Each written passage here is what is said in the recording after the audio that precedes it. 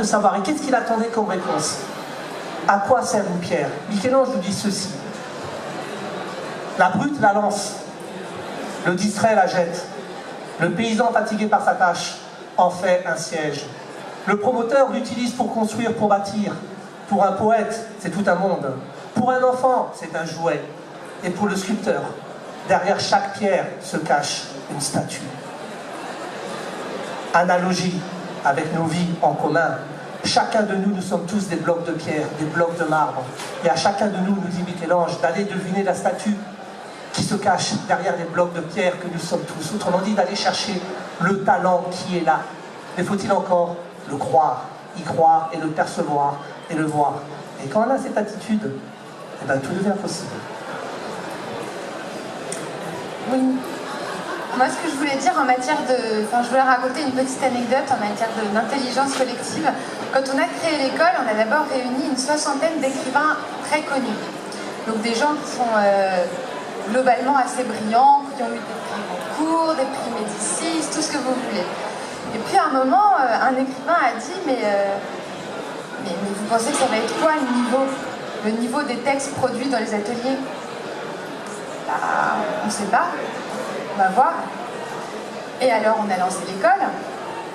Et en fait, la magie de ce qui s'est passé, et honnêtement, on ne savait pas, on se disait ni que ce serait mauvais, ni que ce serait particulièrement beau. La magie de l'école, ça a été de voir que les 2000 personnes qui sont passées par nos murs, qui sont nous tous, une population variée, bigarrée, des hommes, des femmes, de tous horizons, alors de Paris principalement, et puis on est dans le 5e arrondissement, mais enfin quand même, et ce qui nous a estomaqué, en fait, c'est la qualité des textes qui sont produits. Et ce que je veux dire par là, c'est que ce qui est assez perturbant aujourd'hui, c'est que quand on parle d'intelligence collective, on parle de la synergie des intelligences. Mais ce qui est probablement révolutionnaire aujourd'hui, c'est le niveau d'intelligence collective, le niveau d'intelligence en chacun de nous, qui est aussi permis par les nouvelles technologies, par Internet, par la connaissance, par l'évolution des moyens et le partage de la connaissance. Ce qui fait que la connaissance s'est répandue, et que finalement on est de plus en plus à être très intelligent, cultivé, avec des idées. Et ça remet tout en cause. Ça remet tout le système en cause. Le système politique, le système social, c'est les gilets jaunes. Et c'est ce qu'on voit à l'école. Les gens sont intelligents. Le peuple est intelligent. C'est plus le peuple un peu, idiot, Moyen-Âge, etc. Les gens sont intelligents. Ils disent des choses intelligentes. Dans les manifestations, les pancartes sont intelligentes. Les mots utilisés sont intelligents. C'est mon sentiment. Je rejoins totalement ce qui vient d'être dit. On pourrait croire, moi, quelquefois, on me dit que l'émission que je fais, c'est un peu ma Michu, quoi, parce que c'est un peu les petites douleurs du quotidien. Et il y a une intelligence extrême et redoutable, des mots choisis. Quelquefois, on peut être avec le réalisateur ou mon équipe ému aux larmes, quelquefois des personnes très âgées. Et pour rebondir ce qu'a dit Malek, finalement ça fait le lien avec les mots également, c'est que qu'est-ce qu'on constate? Certes, je suis d'accord, il y a à nous de faire la statue qui est à l'intérieur. Mais je trouve ça quelquefois assez, pardonnez-moi, mais un peu brutal, un peu difficile, parce qu'on peut se dire, ok, je fais la statue, je fais comment, quelle angoisse, comment je vais faire, mais non, j'ai pas le droit, mais non, mais moi, c'est pas possible. Et en fait, ce qui va créer ce collectif-là, la pierre angulaire peut-être, si je peux me permettre, ça va être l'autorisation. C'est ce que permet les mots, c'est sans doute ce que permet l'émission que j'anime, c'est que l'écoute et le témoignage des uns et des autres, l'écriture collective. De quoi on a besoin aujourd'hui, et c'est ce qu'on voit d'ailleurs chez les Gilets jaunes, c'est de s'autoriser. S'autoriser à dire, s'autoriser à être ces statuts, mais pour s'autoriser, on a besoin du regard de l'autre, on a besoin de l'autre, on reste des êtres humains de lien, et moi je ne veux pas m'autoriser toute seule, donc j'ai besoin de sentir. Quelquefois c'est pas dit, mais voilà, cet aller-retour. Il me semble que pour créer ce collectif, ce futur souhaitable, il y a cette notion aujourd'hui d'autorisation. Peut-être parce que, alors je fais un lien avec Gaïa, on s'est peut-être un peu infantilisé. Ça c'est un peu la psy qui va parler, c'est que Gaïa, c'est la terre, c'est la mère divine.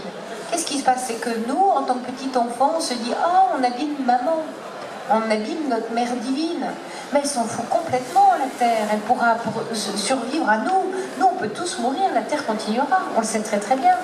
Donc, qu'on ait besoin de rendre hommage à la Terre-Mère, à cette Mère divine, oui, pour la respecter, puisqu'elle nous a nourris en son sein, comme on respecterait notre mère.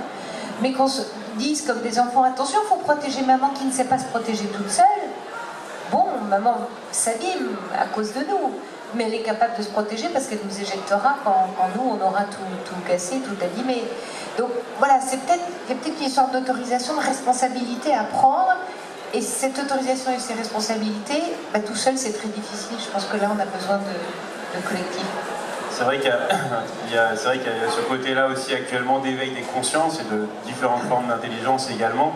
On dit que la beauté s'ouvre le monde, la poésie également. Nicolas Hulot disait récemment « Le temps de l'utopie est décrété ». Je vous demande à chacun d'entre vous et chacune d'entre vous un mot de la fin ou un mot du début de notre voyage à vivre, ce serait quoi? Et un mot de la fin, ça peut être une envolée lyrique en plusieurs phrases. Et le temps passe et je veux absolument ouvrir la parole à la salle pour que vous puissiez poser des questions. Alors je ne sais pas si c'est le mot de la fin, c'est plutôt en guise de propos d'étape, mais j'aimerais juste réagir sur tes beaux propos, parce que ça m'a fait penser à papa. Je vais y revenir, tu parles de la mère divine, moi je vais revenir plutôt sur le côté paternel, forcément, parce que j'ai grandi avec un taiseux. Mon père ne parlait pas. Et ça a été fascinant. Parce qu'on parle des mots, très bien. C'est René Char qui disait « Les mots qui vont surgir savent de nous ce que nous ignorons d'eux ». Papa était un taiseux, j'ai grandi en mode silence. Parler des mots, c'est évoquer aussi le silence, forcément, qui va avec. Nous, dans la mystique soufie, on dit souvent que si le mot que tu vas dire n'est pas plus beau que le silence, alors ne dis rien. Car le mot que tu prononces est ton maître. Le mot que tu ne dis pas est ton esclave.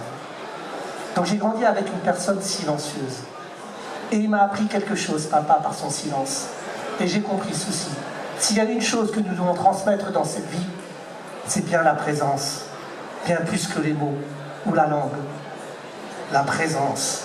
Parce que les mots arrivent après, toujours, à un moment donné. Mais ce qui nous grandit, ce qui nous sublime, ce qui se donne, ce qui nous donne, c'est forcément la présence, qui est une force silencieuse, agissante, qui est une force de transformation secrète. Être présent, c'est être dans une écoute silencieuse, permanente, dans une écoute, dans une attention où le temps n'est pas à compter, le temps est à donner. Et en ces temps de vitesse généralisée, en ces temps d'accélération permanente, les gens n'ont plus ce temps-là. Être tout simplement là, présent, où les cœurs à cœur résonnent plus que les corps à corps. Et dans ce cas-là, on n'a plus besoin de mots.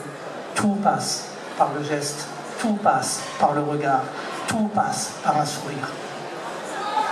Alors pour terminer, peut-être une histoire, si tu permets, à travers les mots, forcément, parce que ça fait penser quand Vincent m'a cordialement invité, j'ai été très honoré, parce que je sais que j'avais rencontré de beaux visages ici présents, et des gens de cœur également, forcément.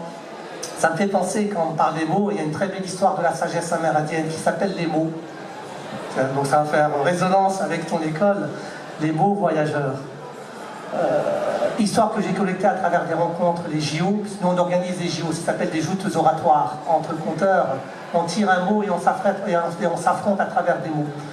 Et les gens viennent de partout, de tous les pays. Et il y avait donc des conteurs d'Amérique du Sud qui étaient présents. Et on avait un chef indien qui était là, fascinant, extraordinaire. Un ancien qui a raconté une histoire donc, de ses terres natales du Dakota, donc des peuples Lakota qui veut dire unité, amitié en langue indienne, pas amérindienne, c'est le terme qu'on emploie, mais chez eux c'est le langue premier, l'unité, l'amitié. Et il raconte cette histoire suivante, hommage aux mots. Ça se passe en 1890. Vous avez un grand chef, un chaman, qui est respecté parce que sa parole est puissante, son jugement bienveillant, son silence invitant, son rire jubilatoire. Il est aimé de toutes les tribus, mais il sait que son temps est révolu. Alors il convoque toutes les tribus indiennes pour leur dire « Je suis au crépuscule de ma vie, à l'aube, à l'aurore d'une nouvelle vie, et encore, je ne sais pas, mais je verrai. Mais avant de partir, j'aimerais vous faire un cadeau. Et toutes les tribus viennent, les jeunes, les moins jeunes, parce qu'il est respecté, on l'aime. Et quand ils apprennent qu'il va partir, ils sont tous atterrés. Comment on va faire pour vivre sans sa présence?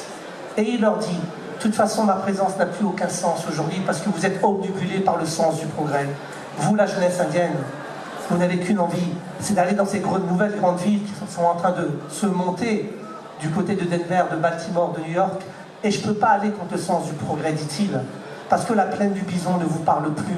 Le chant du vent n'a plus la même mélodie, la même mélopée pour vous, pour vos oreilles. Mais j'aimerais vous donner un cadeau. 6 mots, dit-il. 6 mots que j'ai reçus de mes aïeux, qui l'ont reçu eux-mêmes de leurs aïeux et qui remontent depuis la nuit des temps. 6 mots qui vont vous permettre de grandir et d'aller faire face aux défis de la vie. Alors, quand vous allez partir, vous êtes intéressé par cette nouvelle façon de vivre, je vais vous donner les 3 premiers mots qui vont vous permettre de grandir pendant la première moitié de votre vie. Et quand vous serez à la mi-temps de votre vie, venez me voir, je vais suspendre le temps et je vais vous donner les 3 derniers mots. Alors tout le monde vient avec leur peau de bison et le chef leur écrit les 3 premiers mots. Et toute la jeunesse s'éparpille. Denver, Baltimore, New York, Chicago, San Francisco, parce qu'on sait que les Indiens ont été des acteurs forts pour construire ces nouvelles villes. Et ils construisent leur vie. Félicité, férocité, lumière, ombre, orgueil, humilité, joie, peine, bonheur, tristesse accompagnent leur vie. Et à chaque fois quand ils ont des doutes, quand ils se posent des questions, ils regardent les 3 mots. Et ça leur donne courage, force, envie. Ils sont heureux et ils se disent oh, ces 3 mots, quelle force, quelle envie. Et que disent ces 3 mots? Ne rien craindre. Ne rien craindre. Rien n'est à craindre, tout est à comprendre. Car la peur n'a qu'une seule peur, c'est que tu la quittes. Alors, quand ils arrivent à la mi-temps de leur vie, ils sont tellement subjugués par la force de ces 3 petits mots, ils se disent, mais c'est quoi les 3 derniers mots? Ils retournent tous voir le grand chef, tous, de tous les coins de l'Amérique du Nord. Et quand ils viennent voir le grand chef, il est allongé sur son tipi, il n'a plus la force de se tenir debout, il est très âgé, courbé par le poids des âges. Mais il est heureux, parce qu'il sait que les 3 premiers mots ont été utiles et non futiles. Et quand ils arrivent tous, il leur dit, maintenant, je dois partir, je n'ai plus la force de vous écrire, mais je vais vous donner les 3 derniers mots pour votre voyage, pour votre dernière partie de vie. Et que disent les 3 derniers mots? Ne rien regretter. Merci, madame. Alors, merci de faire un peu plus court si possible. Et je vous laisse une envolée sur le sujet de votre choix pour clôturer cette première partie. Très bien. Oui, je vais... 3 mots en fait. Il y a quelques temps, tu l'évoquais, j'avais lancé un projet de candidat fictif à la présidentielle en 2017. Et l'idée de départ, c'était de dire, comme il est fictif, il n'a pas d'ego. Et donc, c'était de confronter le rapport de l'absence d'ego à l'exercice du pouvoir. Et en fait, on lui avait inventé une tête, et sa tête, c'était l'ensemble des têtes de tous ceux qui participaient au projet. Donc, il n'était qu'un porte-voix. Et puis, en réfléchissant à ce projet, c'est les 3 mots que je voulais donner pour la fin, on était arrivé à, une fois que la poussière était retombée, à l'idée de 3 paris qui, pour moi, représentent bien ce qu'on pourrait faire pour avancer. Le premier pari, c'était le pari de l'optimisme.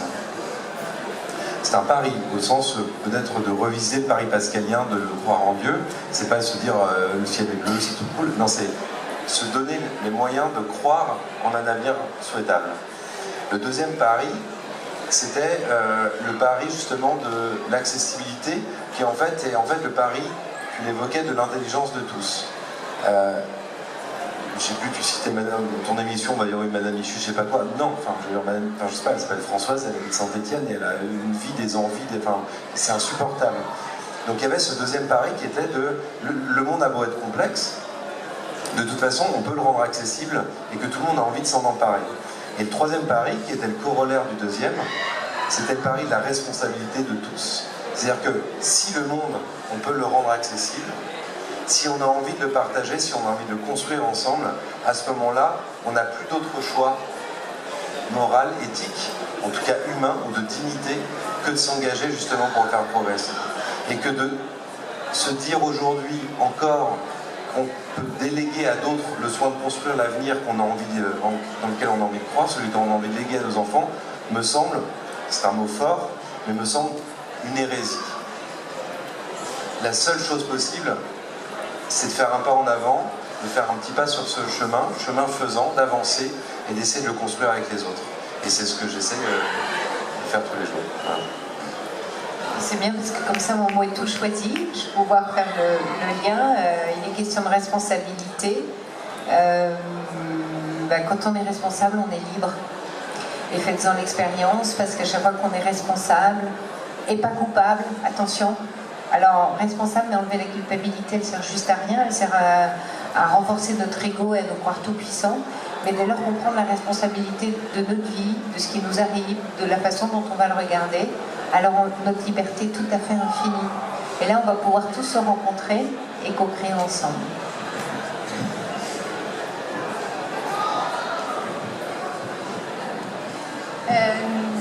C'est extrêmement inspirant en tout cas.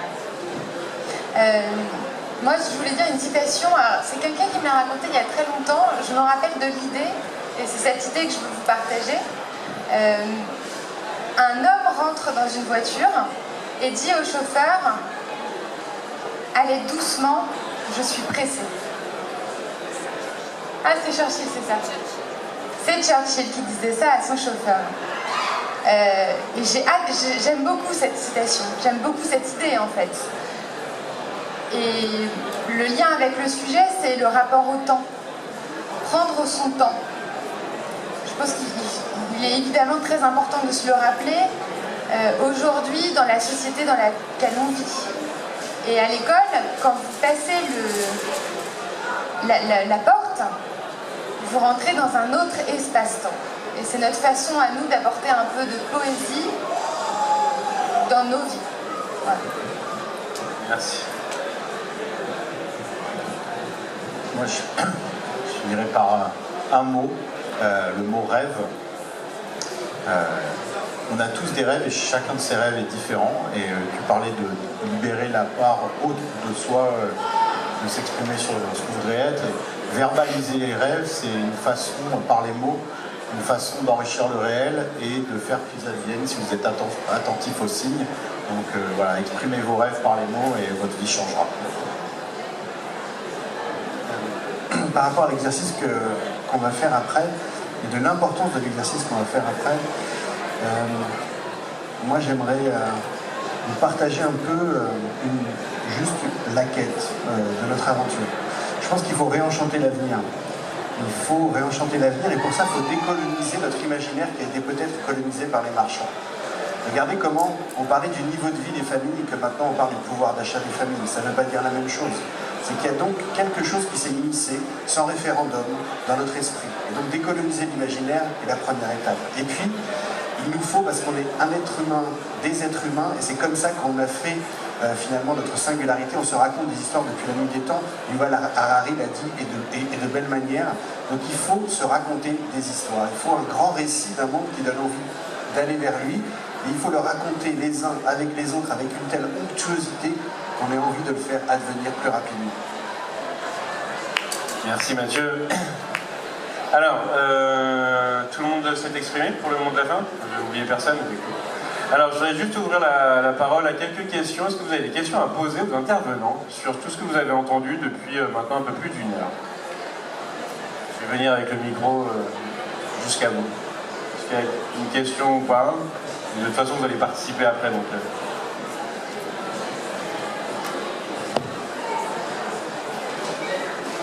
Bonjour, c'est pas vraiment une question, c'est une précision. Il y a un aspect que j'ai un peu entendu chez Antoine qui peut-être mériterait d'être un tout petit peu plus développé, c'est les mots qui permettent d'aller vers les autres. Parce qu'aujourd'hui, on voit qu'il y a beaucoup de conflits, il y a beaucoup d'antagonisme, il y a beaucoup de gens qui s'affrontent et qu'on n'a pas toujours les mots qui permettent de créer du lien et pas de juger l'autre, et on n'a pas tellement autre chose. Donc j'aimerais savoir comment on peut mieux acquérir les mots qui permettent d'aller vers l'autre et donc de transcender les conflits. Merci beaucoup. Moi, je veux bien répondre. La médiation parce que par les mots. J'en ai un petit peu parlé justement au tout début. Mais vous savez très bien que et on le voit aujourd'hui, que la violence, c'est quand on n'a plus de mots. La violence, c'est le signe de l'impuissance, et l'impuissance de la parole, l'impuissance des mots. Et c'est là où on est aujourd'hui. Donc c'est intéressant qu'on ait cet échange-là ce soir. Mais à ce moment-là, la puissance, ou la puissance des mots, on va la retrouver à l'intérieur de soi. C'est un accès à soi. Donc je rejoins la présence et la conscience qu'on a de soi. C'est quoi mettre des mots sur la souffrance de l'autre ou sur la violence de ce qu'il vit ou sa situation? C'est trouver en soi ce qu'on a dénommé singulier, mais qui est commun à nous deux, à nous trois, à nous 10, à nous 20, et qui est universel, puisque ça c'est notre humanité, on pourrait dire c'est notre soi, dirait Jung, le psychanalyste, et c'est pas notre moi. Aujourd'hui quand on se parle beaucoup avec nos moi. Alors quand on se parle avec nos moi, on s'entend pas, parce que votre moi, mon moi, nos moi, ils sont tous empêtrés, encombrés, on peut pas s'entendre, ils font trop de bruit les moi. Puis ils deviennent violents parce qu'ils se sentent impuissants à être, à se montrer, à exister, donc il y a beaucoup de violence dans le moi. Le soi, c'est l'être, c'est l'essence même de l'être. À cet endroit-là de notre individu, chacun ayant, et je rejoins la responsabilité et la liberté de trouver les mots. Et c'est ce que disait Malik tout à l'heure, à ce moment-là, disait le poète, les mots vont venir d'eux-mêmes, parce qu'ils vont venir de la source, ils vont venir de là où on est relié à cet instant-là. Et c'est le cas des écrivains, en fait, c'est qu'ils sont branchés. Et là, on va les trouver. Mais pour ça, il faut accéder à un autre niveau, et sans doute à un autre niveau de conscience de notre humanité. Je sais pas si Les dialogues en humanité, mouvement initié entre autres par Patrick Vivray, ont une partie d'une solution. C'est de réhabiliter la controverse pour dépasser la polémique. En fait, ce qu'ils font autour d'arbres, ils ont réhabilité la palabre, ils nous l'ont fait connaître, c'est qu'ils construisent les désaccords, et partager ces désaccords, c'est déjà une forme d'empathie. Et pour faire l'exercice depuis quelques années, quand on partage les désaccords, eh bien, apprendre à ne pas être d'accord ensemble est déjà un lien concret avec l'autre. Merci. Juste une anecdote, mais qui me revient en tête en t'écoutant, c'est qu'on m'a conté récemment, c'est l'histoire des Toguna. Vous savez, ces petites maisons peut-être que vous connaissez sur le Rift en Afrique, et qui sont volontairement construites de manière très basse. Je crois qu'elles font 1,20 m de hauteur. Et en fait, pourquoi elles sont construites si basses? C'est parce qu'en fait, on n'y rentre qu'à partir du moment où on a un problème à résoudre, une controverse. Et pour éviter que ça devienne un conflit, cette controverse, eh bien, les maisons sont bâties très basses, parce que en y rentrant, déjà, on se penche, donc on fait preuve d'un petit peu d'humilité, donc on lâche sans doute une partie de l'ego, et puis c'est aussi assez délicat de s'exprimer avec beaucoup de décibels quand on est totalement courbé. Donc voilà, c'est une petite méthode qui a été trouvée, visiblement, qui marche pas trop mal. Merci. Est-ce qu'il y a une autre question?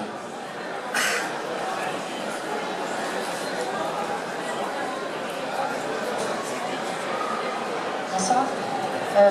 J'avais une question pour réenchanter l'avenir. Est-ce qu'il ne faut pas d'abord être extrêmement conscient de tout ce qui ne va pas au présent? Ça ne va pas trop dans l'idée de l'optimisme, mais c'est un truc qui me frappe en ce moment.